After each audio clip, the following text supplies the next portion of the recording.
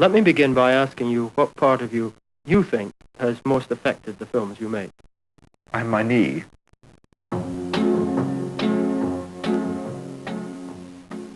Richard Lester, born in Philadelphia, USA, now resident in England, director of the Beatles films A Hard Day's Night and Help. A conspicuous filmmaker, certainly. Some would say one of the four most influential living movie makers at work today.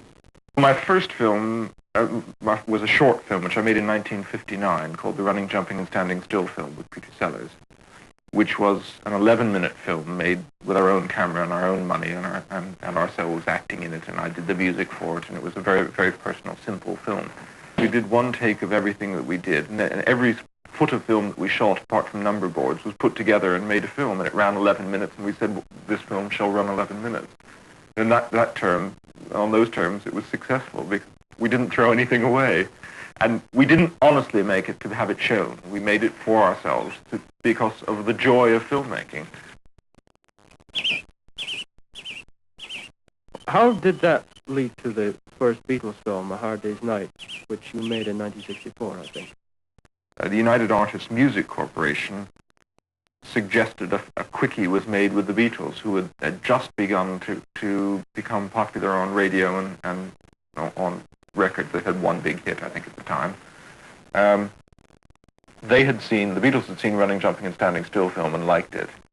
I had heard their records by a sheer accident through a designer friend of mine who worked up in the Manchester television studios and used to go to the Cavern in Liverpool and brought back some of the records.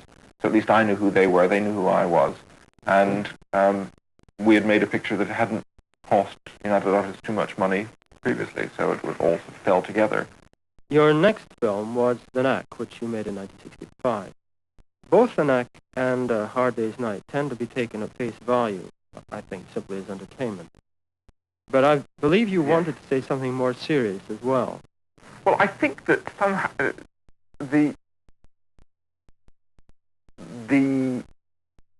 serious structure of A Hard Day's Night was really just the chronicling of what was a serious movement, and that is the explosion of youth as a power in this country, and the sudden gaining of confidence of an enormous section of England.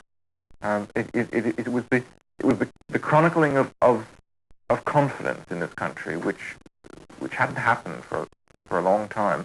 The angry young man syndrome was that of a sort of semi-soured, cynical defeatism, I think, whereas the Beatles told everybody, you can do anything you damn well like, just go out and do it.